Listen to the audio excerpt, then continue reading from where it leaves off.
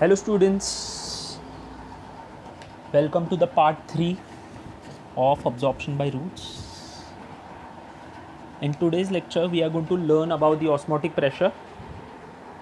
In the previous lecture we have completed this tonicity part.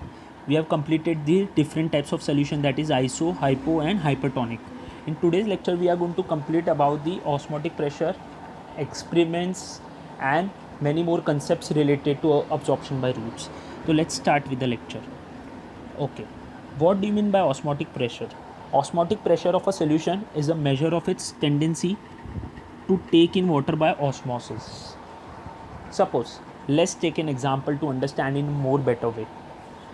If suppose I take a wetting machine and I am going to keep this is in a tilted position and I am going to place some books on it. Okay, see, this is in a tilted position. If suppose I wanted to know the weight of these books, what we are going to do, we are going to exert the equal amount of weight on both the side so that it comes at an equilibrium level. Like this is the book and I am going to put some weight. So at a particular period of a time, when they both of them becomes equal, so I can know the weight of this books. So same like that, osmosis stops after a certain period of a time. See, let's understand with the help of this diagram. See, what does this diagram shows? See, this is a A1 and this is B. This is a beaker. Inside this beaker it is filled with water, and inside this thistle funnel it is filled with the sucrose solution, and this is a membrane which we have covered in the previous lectures. So what is happening? These water molecules are moving inside this thistle funnel, and because of this the water level or the solution level inside this thistle funnel got raised. But if suppose if we apply the pressure, as we can see in this B part, if we can apply the pressure, so what is going to happen? The water level, the solution level will decrease. Okay, why it is going to get decrease? Because the water molecule which is present inside this thistle funnel is going to move out. So this I am showing by the red arrows. So this is the osmotic pressure. So this shows that inside the plants the osmosis does not occurs continuously. It stops up at a point where the level of solution equals the osmotic pressure.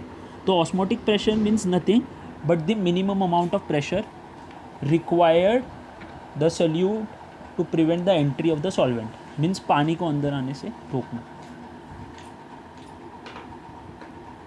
Now we are going to move to the next part, that is the active transport. Okay, so what we are going to learn in the active transport? See,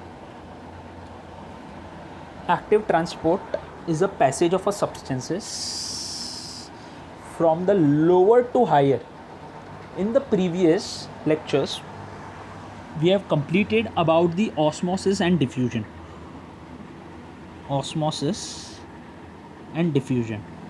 Inside this osmosis and diffusion, what we have studied, this two helps from the higher concentration to lower concentration. They helps the substance from the higher concentration to the lower concentration. But the active transport works in a different way. It moves from the lower to the higher. Means this osmosis and diffusion shows a passive nature. Why it shows a passive nature? Because it does not use any energy molecules, and we know this energy molecule, we have already studied this in 9th standard. But in the case of the active transport, we are going to use an energy that is ATP. What do you mean by ATP? That is the adenosine triphosphate. we are going to use this active transport. Let's understand this concept with an example.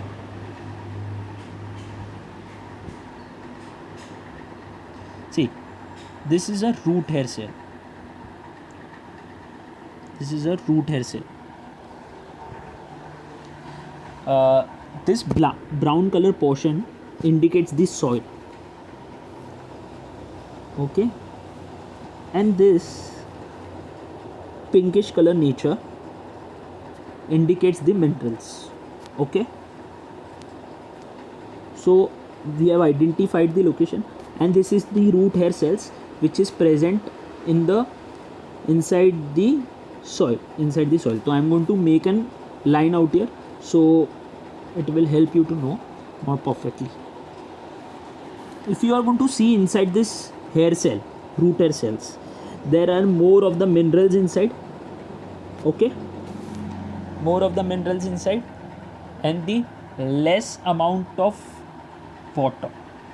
So this means this root hair cells is said to be hypertonic in nature. It is said to be hypertonic in nature. What does hypertonic means? More amount of solute and less amount of water. Means minerals are more inside this, but there is a less amount of water. What does osmosis teach us? Osmosis says movement from the higher concentration to the lower concentration. See, this is the soil and this is the minerals, and there is the water also. There is water also here. Okay, here it is filled with the water also. So what is going to happen? This water will tends to move in. This water will tends to move in. Why it is going to move in? Because here inside this root hair cell there are more of minerals and less water level. And what does osmosis teaches us?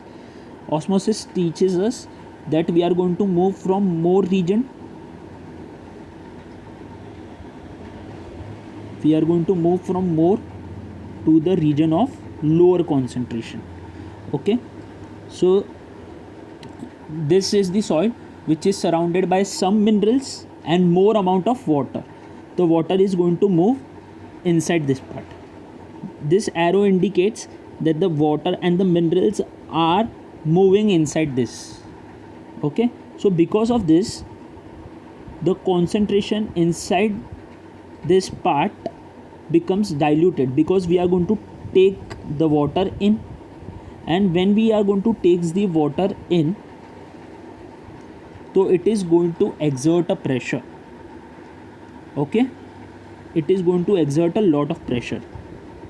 So that pressure is called root pressure. This pressure is called root pressure. This root pressure will help the water molecules to enter into the xylem. Like this is a typical root hair cell. Okay, and this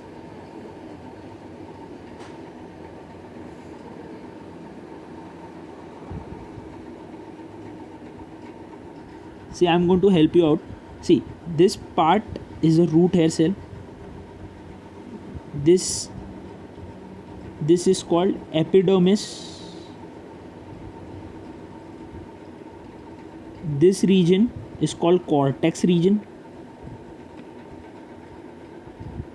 This is called endodermis.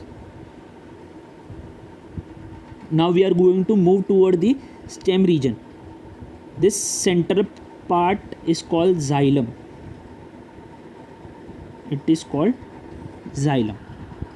Okay, so what is going to happen when the water moves inside this root hair? Okay, so more and more water molecules enter into this cortex region. Okay, when these cells get full, it transfer the water to the next cell. When this cell get full, it transfer the water to the next. Okay, when these cells get fully turgid, means fully swelled up like this, it moves into a region of a endodermis where they are going to take in the water and going to send to the xylem. What is the function of the xylem? The function of the xylem is to transport water and mineral salts to the plant. Okay, where the root pressure is going to occur? It is going to occur in the cortex region, because here is the region where the cells are going to get full and it is going to force the water to move to the next neighboring cells, and because of this, the cells get swelled and it will cause a pressure and the water will enter into the xylem vessels, and because of this the plants will get fully nourished.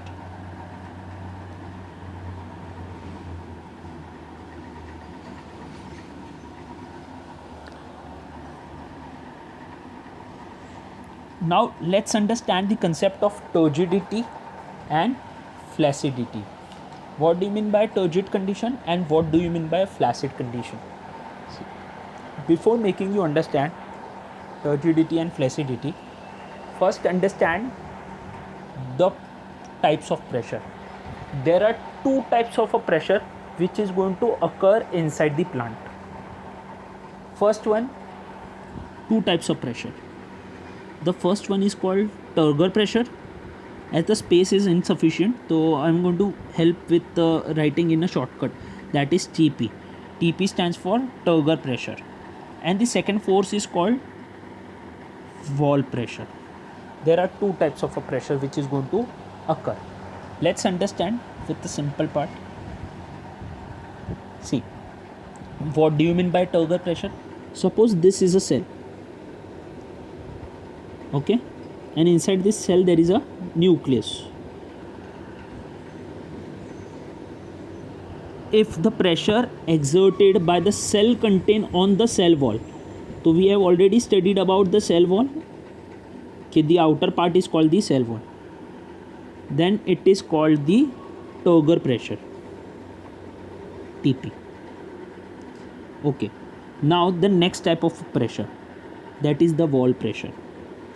What happens in the wall pressure is, suppose this is a cell and this is a nucleus. If the pressure is exerted by cell wall on the content, like if suppose a pressure like this is exerting the pressure outward and this is exerting the pressure inward. Okay, in both of the cases, if you are going to see, the material which is present inside this cell is exerting pressure. Okay, here the cell content is facing up this pressure. Both are the reverse cases. What happens in both the cases? See, in turgidity condition, it is a state of a cell in which the cell cannot accommodate more water. See, suppose this is a cell which is fully of water. It won't be able to take in more water. This condition would be called as the turgidity. Turgid means getting swelled up. Okay, the cell won't be able to take much of the water. Why it is not going to take much of the water? Because here the turgor pressure is more than the wall pressure. Okay, let's understand the second condition, that is the flaccidity. What happens in the flaccidity? It is a condition in which the cell content is shrunken and the cell is not tight. Suppose I am going to take a shriveled shell like this and a nucleus. Okay, this is called the flaccid condition. Here the wall pressure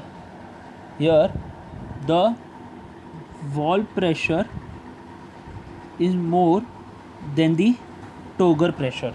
Okay, here the wall pressure is more than the turgor pressure.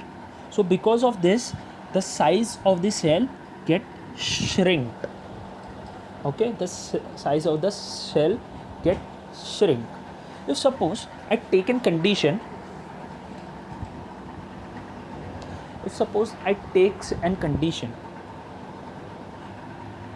if turgor pressure exceeds the wall pressure, if turgor pressure exceeds the wall pressure in much way, okay,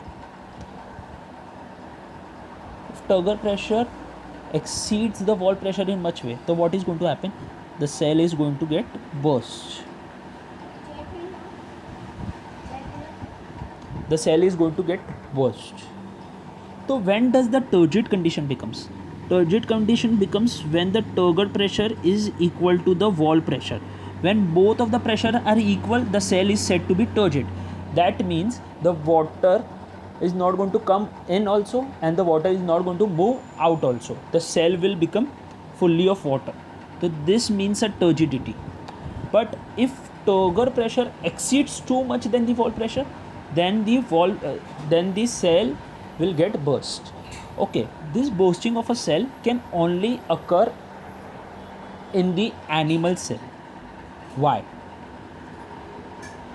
Because you have studied in your 9th standard the outer wall of the animal cell is called cell membrane. Okay, the outer wall, this is called cell membrane. This is highly flexible in nature. It means if more turgor pressure exceeds, okay, if more of the turgor pressure gets exerted, so what is going to happen? It is going to get worse. This condition is only possible in animal cell. It can't take place in the plant cell. Why? Because if you are going to look at the plant cell, the outer wall is called cell wall. Okay, it has two layers, that is a cell wall and cell membrane. Cell membrane is inside, but the outermost is called cell wall. This is rigid in nature. Rigid means not flexible, very tough. It won't be exerting up the pressure inside this part.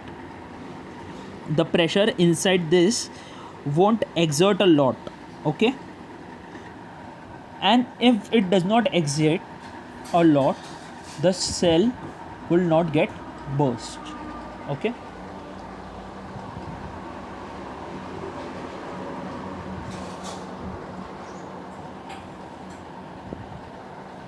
now so we have understood the turgidity and flaccidity conditions. Okay, this is the state of cell. Cell means it's a part, like physical state. Okay, it is a solid, liquid or gas. So same like that, turgidity is a state of a cell only. Suppose, let's understand now flaccidity in more detail.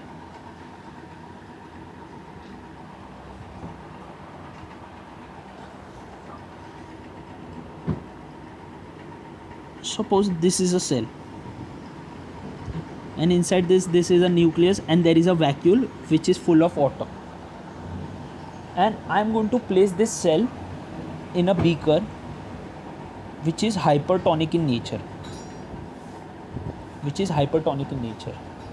So what is going to happen when I am going to put this in hypertonic solution? The water inside this vacuole will come out due to endoosmosis.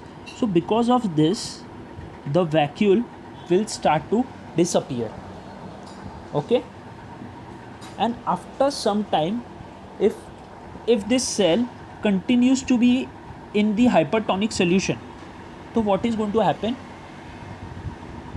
The cell will start to lose the water from the cytoplasm region also. the water is going to lose from the, see, this was water, water, and what happened in this condition?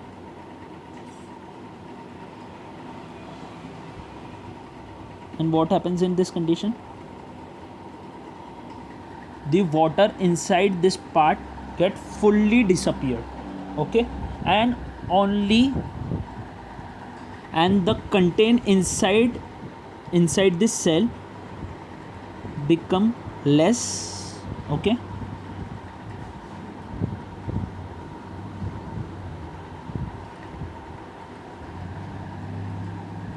So when there is a loss of water from the cytoplasm region, okay, when there is a loss of water from the cytoplasm region, this condition is said to be plasmolysis, because flaccidity leads to plasmolysis. What is plasmolysis? It refers to the shrinkage of the cytoplasm, that the withdrawal of the plasma membrane from the cell wall due to the withdrawal of water when they are placed in a hypertonic solution. In the plasmolysis, the cells become flaccid. Now let's understand the reverse condition of plasmolysis. In the last part, we have seen the water inside from the cytoplasm also gets shrinked up, okay. Like this was a cell. Inside this there was no water. Inside the cell there was no water. So what happens if I have to revive the cell? If suppose I have to save the cell from getting it died, so what I'm going to do? I'm going to place this cell in a hypotonic solution.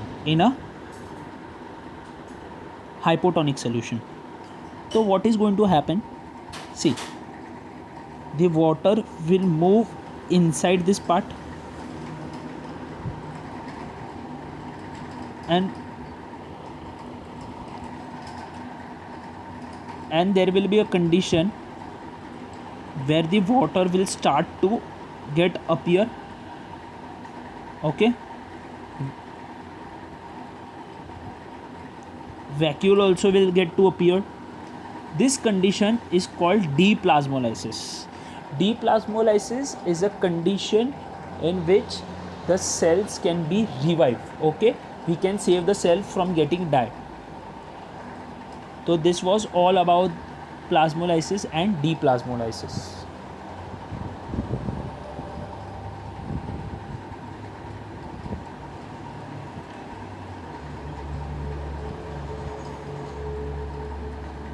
Now, uses of turgidity to plant.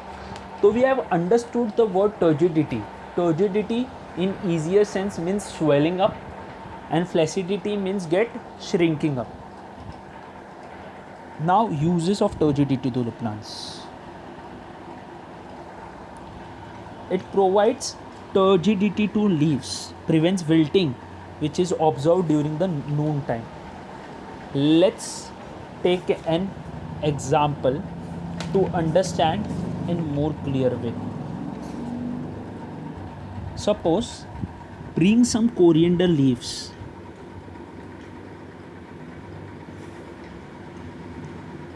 Okay, so you can see these coriander leaves are very much erected because there is a high amount of water inside this coriander leaves. When you bring these coriander leaves from the market at home, what happens is they start getting wilted down like this.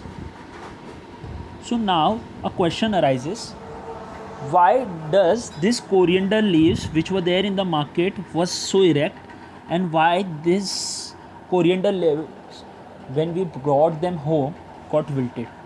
This is due to the turgidity. When there was a sufficient amount of water inside this, the stem was erected. But when the plant started to lose water, it got wilted. So that is why the turgidity is very essential, because it helps to maintain up the shapes of the leaves, stems and the plants.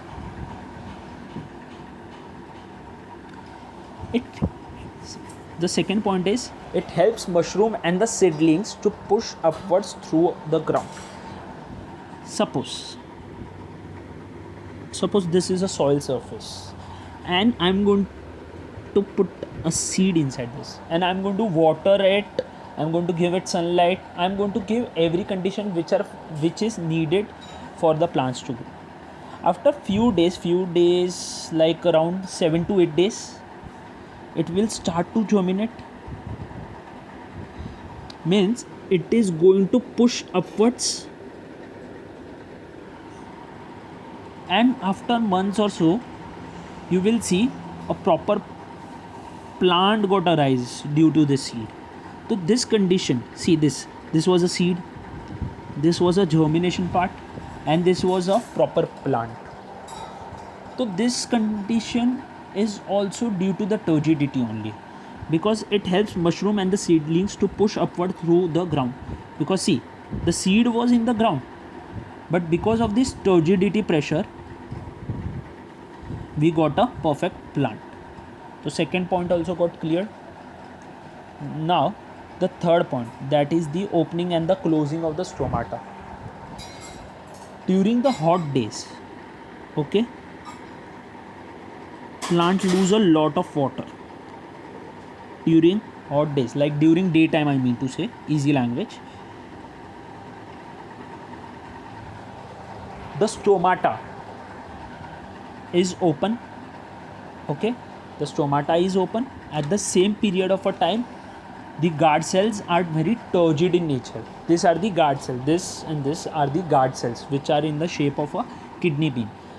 They are very stiff in nature, so it can allow the exchange of water, minerals to come in and get out, okay.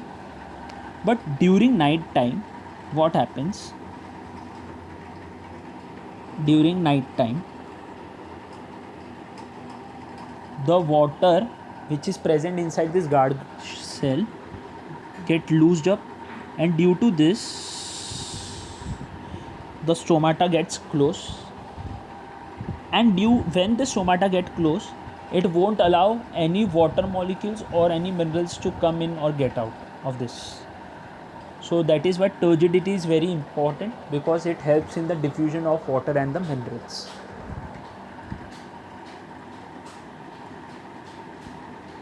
Now the fourth point, that is the turgor pressure helps in the leaves of the mimosa, okay. You have already studied about this part. Mimosa, it's very well known as touch me not plant also. What happens? See,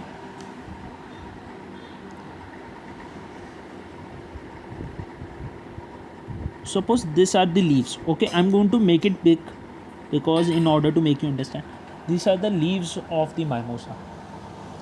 When suppose a person touches the leaves, what happens? After certain period of a time, this get bit shrinked up like this, okay. This size got shrinked up. If you can see this part, this is the perfect leaf of a mimosa, not a perfect leaf, but then too it's an explanation part. And in this part, if you are going to see, it got closed, okay, it seems to be closed. So mimosa droops when the plant is touched. So turgidity helps this mimosa plants to stay in this condition, okay. Turgidity helps the mimosa plants to stay in this condition. When the mimosa loses its water, it becomes condition, it like this condition. When the mimosa lose the water, it becomes a condition like this. So this condition of mimosa is said to be flaccid in nature, because this got wilted, okay. Like more cases you can see of turgidity. Leaves of insectivorous plants that close to entrap insect. We have studied about the Venus flytrap plant. Flytrap.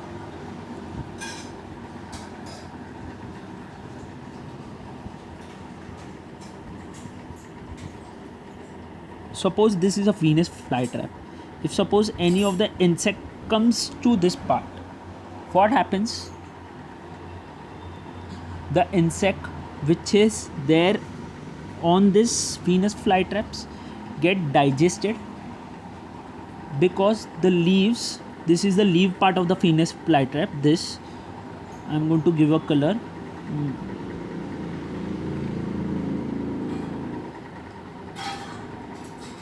Wait, these are the leaves, okay, and I'm going to paint this green part for you. And suppose I'm drawing an insect part.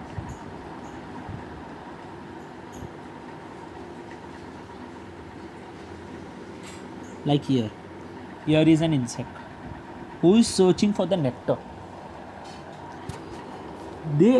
This part is said to be fully turgid,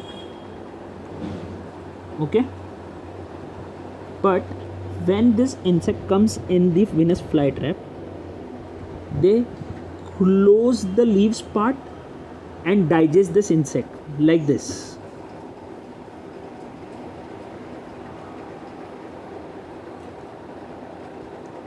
Like this.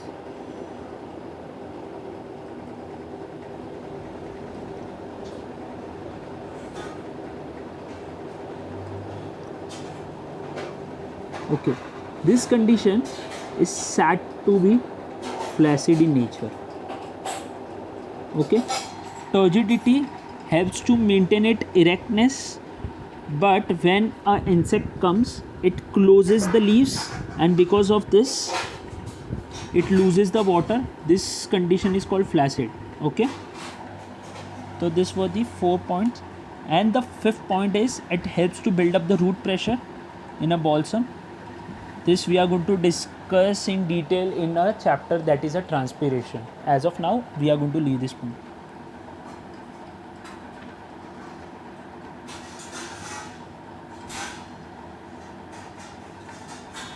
Now, the experiment times. Experiment time. What is the condition? To show that the root absorbs water. Okay, let's understand. First, we are going to take a kind of a test tube, okay, and we are going to put a plant inside this tube, and I'm going to cover this upper surface by oil. Inside this tube, test tube, it is filled with the water, and in this we are going to take a plant that is a balsam plant, and I'm going to name it a container P. Any of the name is fine. Okay, in container Q, what is going to happen? We are going to take a test tube, we are going to fill the water, and on the upper surface it is placed with the oil. No plant is involved in this part, and there should be a perfect sun on the head of this. Okay, there should be a perfect sun. After few hours, the test tube P, okay, this test tube P seems to lose the water.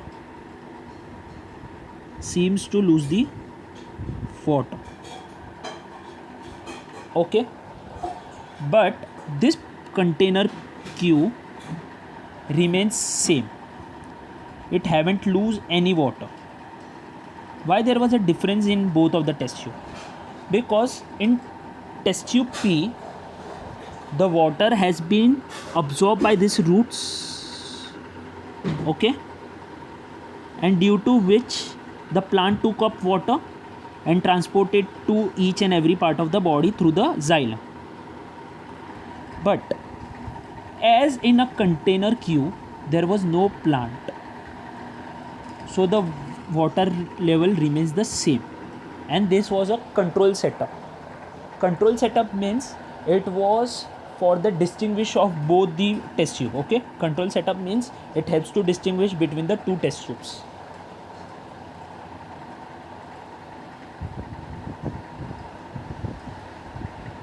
Now, as we have studied about xylem, water is conducted upward through xylem.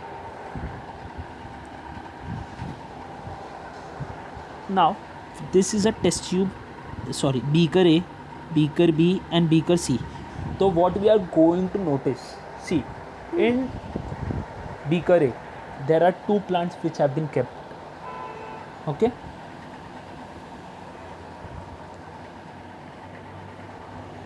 So after some time, what we are going to do, we are going to,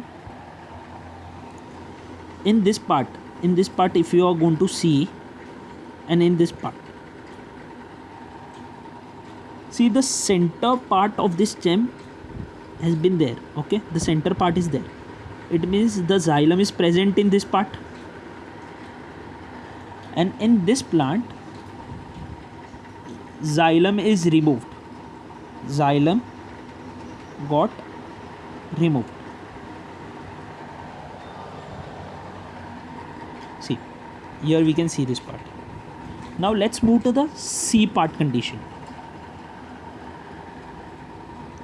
After few hours, what we notice in C, see the leaves of this have been perfectly erected. The leaf of this, of the first part, is perfectly erected. But if you are going to see the leaves of B, see, leaves of B, it is getting drooped down. The word droop down means it is going to lose the water because as the xylem is not present. So this shows that xylem helps to transport up the water. This experiment proves that the xylem helps to take in water. Okay.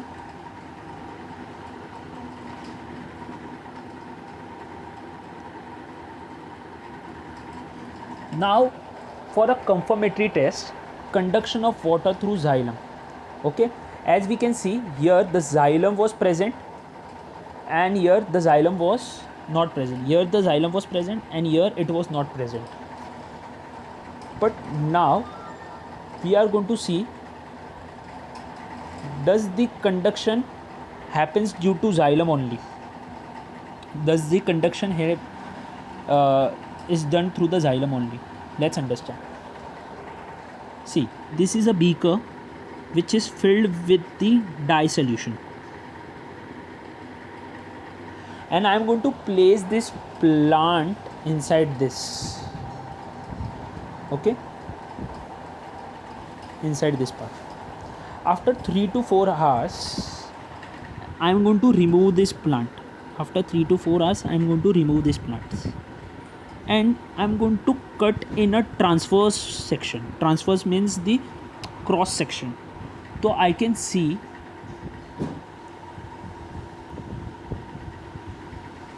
one can easily notice that the leaf, suppose this is a leaf, okay,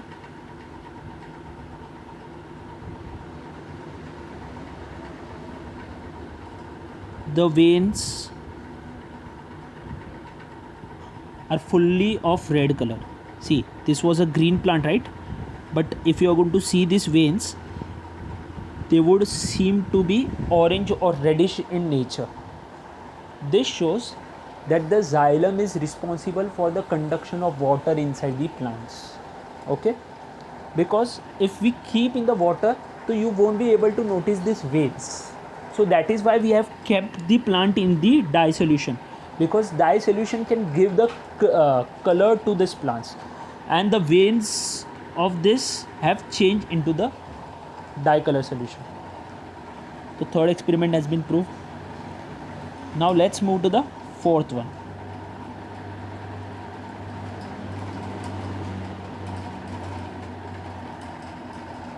Food from the leaf is conducted downward through phloem in the stem.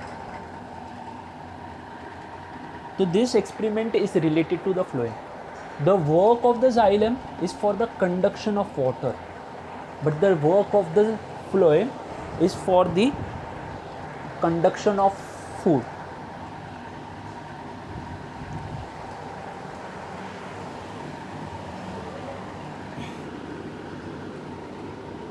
This is a A. I took a plant. This is a condition B, in which there is a red dot, red triangle. Okay, we can see this part. And from this, what we are going to do, we are going to remove the phloem part. Where is phloem present in the plant? See, if suppose I am going to draw a stem diagram and I am going to draw a line out here. Okay, this central part is xylem, and this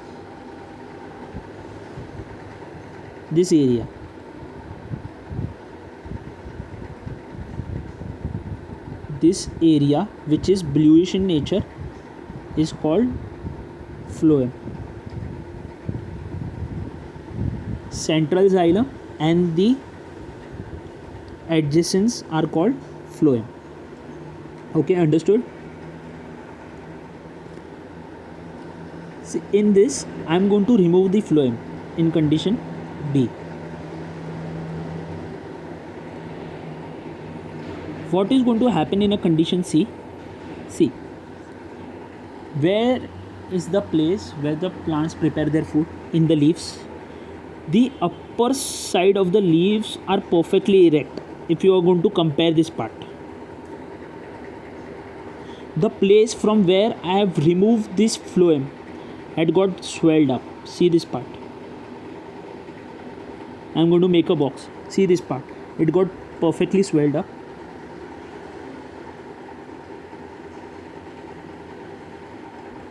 And because of this,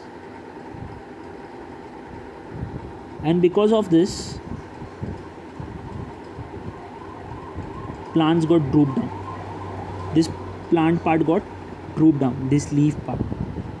Okay, if you are going to see in any of the condition, here perfect, here also it was perfect, but here if you are going to see, the leaves got drooped down because the phloem has been removed from this, and due to this the food got accumulated in the center part like this. It got accumulated out here. The food got accumulated out here. Okay.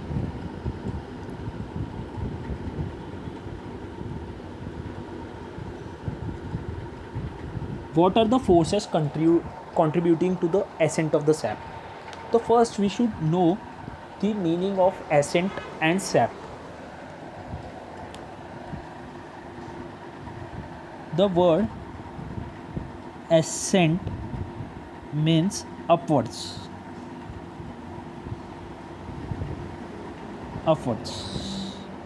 Okay. Sap means which is filled of water plus mineral salt. Water plus mineral salt.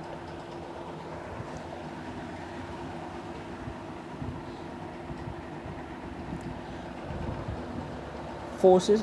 See, so first there is a root pressure. So root pressure we have already discussed. I made this part for you. Okay, this was a proper root hair cell, and this was the cortex region, and when the water gets full inside, it puts the water to the next neighboring cell, and it gives the water to the next neighboring cell. This is called the root pressure. Okay, we have covered this part. Now capillarity. See the word capillarity. The xylem vessel is capillarity in nature, is like capillary in nature. What do you mean by capillary? Capillary means there is only a small amount of a passage. Okay, as there is a small amount of passage, the water inside this part the water inside this part can exert a lot of pressure,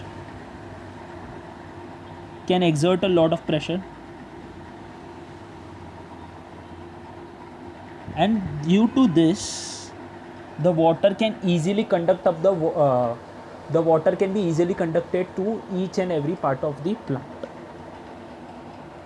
Okay, because the narrow the diameter of the xylem, the more the pressure it could exert.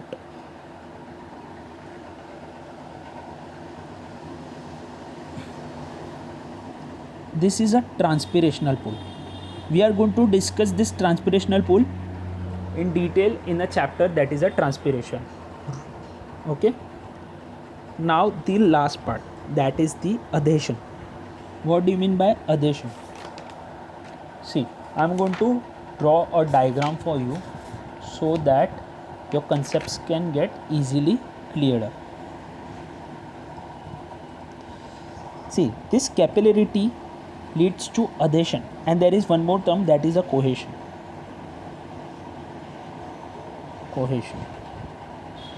Cohesion means the water molecules sticks to each other like this. Why this water molecules inside the xylem sticks to each other? So that it can maintain up the inflow of the water in the plants. Okay, so that the plants can get easily survive. There should not be any kind of a deficit of water inside the plants. If there is a deficit amount of water inside the plants would die. So this cohesion means the water molecules sticks to each other. Now we are going to talk about the adhesion. This adhesion means, suppose this is a xylem. See, water to water molecules attachments is called cohesion, and adhesion means the water molecules are attached to the walls also, like this. See, water molecules are attached to the xylem wall. So what is the impact of this adhesion? When the water molecules move up,